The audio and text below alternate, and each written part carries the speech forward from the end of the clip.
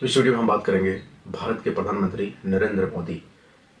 इनकी लाइफ कैसे रही है बचपन का, और इन्होंने बचपन में कितना संघर्ष किया है और कहाँ से पढ़ाई किया है, इनकी परवरिश कैसे हुई, उसके बारे में हम आज बात करने वाले हैं। तो इस वीडियो को पूरा देखना लास्ट तक। जैसे कि हम सब जानते हैं कि भारत के जो प्रधानमंत्री है नरेंद्र मोदी, वो 14 नंबर पर है।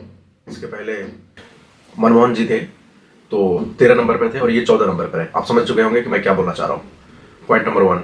पॉइंट नंबर 2 की 2014 में इनकी सरकार आई बीजेपी की, और फिर 2019 में, और फिर इलेक्शन होने वाला है 2024 के लिए, तो उसमें भी ये शायद फिर से प्रधानमंत्री बनेंगे। और कितने लोगों को लगता है कि फिर से ये प्रधानमंत्री बनने वाले हैं, कमेंट में अपनी प्रतिक्रिया जरूर देना।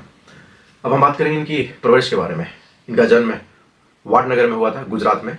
और इनका जो बचपन है, जैसे इन्होंने कहा था कि चाय बेचा है अपने जीवन में, अपने पिताजी की मदद भी किया है, और बाद में खुद का चाय स्टॉल भी चलाया है, जैसे इन्होंने स्टेटमेंट में कहा था।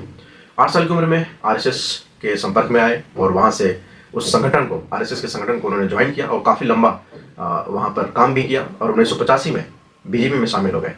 आरएसएस के साथ लंबे समय तक रहने के बाद भारतीय जनता पार्टी में आए, और फिर उनके बाद उनकी राजनीतिक शुरू हुई, और वहाँ से वो प्रॉपर तरीके से बीजेपी के साथ काम करना शुरू कर दिए। ठीक है।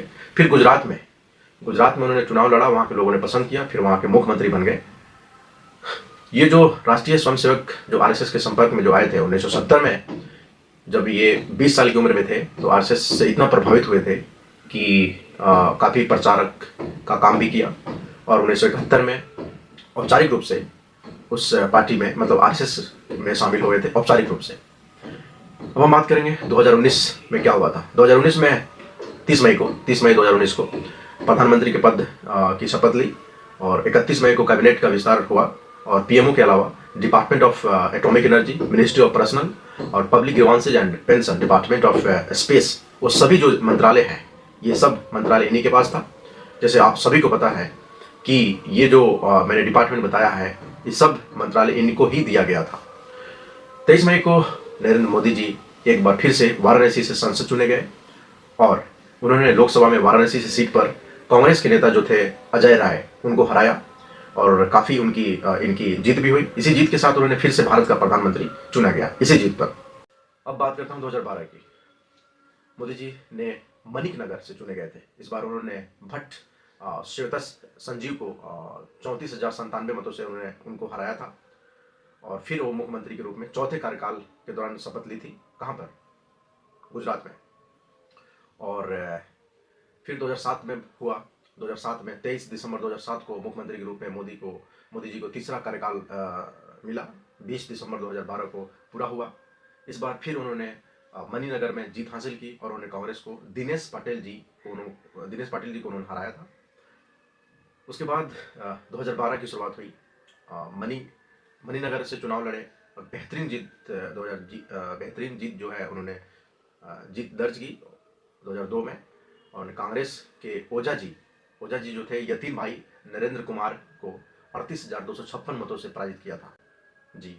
और उन्हें गुजरात के मुख्यमंत्री के रूप में दूसरी पारी के लिए फिर से मोदी जी को फिर से उन्हें चुना गया मुख्यमंत्री के लिए। उसके बाद 2011 का काफ़ी संघर्ष रहा है। केशुभाई पटेल थे, स्वास्थ्य उनका खराब हो गया था, उनकी तबीयत बिगड़ गई थी, तो बीजेपी ने उपचुनाव के कुछ राज्य विधानसभा खो भी दी थी, और बीजेपी के राष्ट्रीय नेतृत्व ने पटेल जी की जगह मोदी जी को गुजरात का मुख्यमंत्री का कमान सौंप दिया गया था। और 7 अक्टूबर 2001 को मोदी जी ने गुजरात के मुख्यमंत्री के रूप में शपथ ली थी। 24 फरवरी 2002 को उन्होंने राजकोट में और द्वितीय निर्वाचन क्षेत्र में उपचुनाव जीता था, और उन्होंने कांग्रेस के अश्वनी कुमार मेहता जी को 14,728 मतों से पराजित किया था, जहां तक मुझे याद है। यह उनकी पहली और सबसे छोटी समय सीमा थी जी। फिर जो है उन्होंने राष्ट्रीय सचिव बने 1995 में, और नई दिल्ली के लिए आ गए, और उन्होंने हरियाणा और हिमाचल प्रदेश से चुनाव लड़ा। चुनाव अभियान का जो नेतृत्व उन्होंने किया मोदी जी को 1996 में 1996 में बीजेपी के महासचिव संगठन के रूप में उनको सौंपा गया, उनको मतलब चुन लिया गया। फिर 1990 में लाल कृष्ण आडवाणी की राम यात्रा जो थी, है ना, उसमें भी काफ़ी इनका हाथ रहा है, सपोर्ट किया था उन्होंने। 1991 में मुरली मनोहर जी जोशी एकता यात्रा जो आयोजित करने में इन्होंने काफ़ी सहयोग किया था।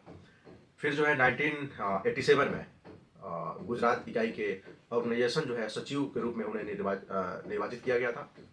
फिर 1986 में एल के आडवाणी के बाद मोदी जी भाजपा के अध्यक्ष बने। 1986 में उस समय आरएसएस ने बीजेपी के भीतर अपने सदस्यों को महत्वपूर्ण पदों पर रखने का फैसला किया था 1986 में। 1985 में आरएसएस ने बीजेपी को सौंपा था और बाद में 1987 में मोदी जी ने अहमदाबाद नगरपालिका चुनाव में बीजेपी के अभियान को व्यवस्थित करने में काफ़ी मदद की थी और वहाँ के चुनाव भी जीत दर्ज किया था उन्होंने। 1979 में वह आरएसएस संघ जो है प्रचारक भी 1979 में प्रचारक के रूप में भी काफ़ी चर्चित हुए थे और सूरत और बड़ौदा के क्षेत्रों में आरएसएस का जो गतिविधियाँ होती थी उसमें जुड़े रहे, है ना। और दिल्ली में आरएसएस के लिए काम भी किया उन्होंने, जहाँ उन्होंने आपातकाल के इतिहास के बारे में आरएसएस के जो संस्करण का शोध और लेखन के रूप में उन्हें जाना जाता है। बहुत लंबा उनका संघर्ष रहा है। 1978 में फिर उन्होंने संभाग प्रचारक बने और सूरत और बड़ौदा में होने वाले संघ के कार्यक्रम जो हो रहे थे उसमें बढ़ चढ़ कर उन्होंने हिस्सा भी लिया। उसके बाद जो है 1975 में नरेंद्र मोदी जी ने गुजरात लोक संघ समिति का जो महासचिव था उसमें उनको नियुक्ति दिया गया आरएसएस की तरफ से। फिर आपातकाल के दौरान गिरफ्तारी से बचने के लिए कुछ ऐसी हुई थी घटना जहाँ गिरफ्तारी से बचने के लिए उन्होंने अंडरग्राउंड होने के लिए मजबूर भी होना पड़ा और सरकार का विरोध करने वाले पैम्पलेट की जो प्रिंटिंग थी उसमें शामिल भी थे। और 1967 में बड़ोदरा में उच्च माध्यमिक शिक्षा पूरी की। 1967 में वहीं से उन्होंने अपनी पढ़ाई मुकम्मल किया, उन्होंने वहीं से पढ़ाई कंप्लीट किया। फिर उन्होंने घर कुछ पारिवारिक तनाव था जिसकी वजह से उन्होंने घर छोड़ दिया था।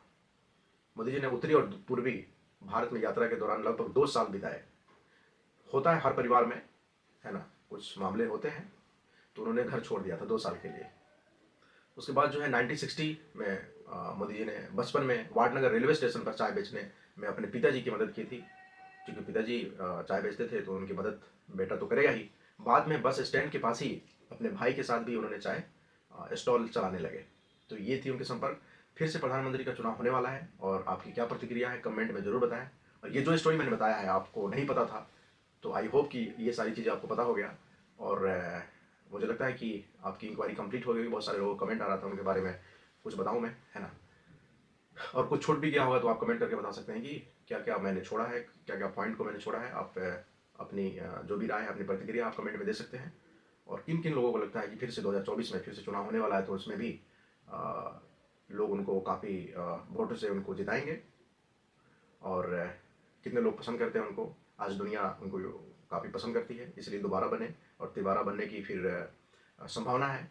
तो आपकी क्या प्रतिक्रिया है, आपको क्या लगता है, ये जो कुछ भी आपको कहना है आप कमेंट कर सकते हैं। मिलते हैं किसी और वीडियो में। जय हिंद, जय भारत।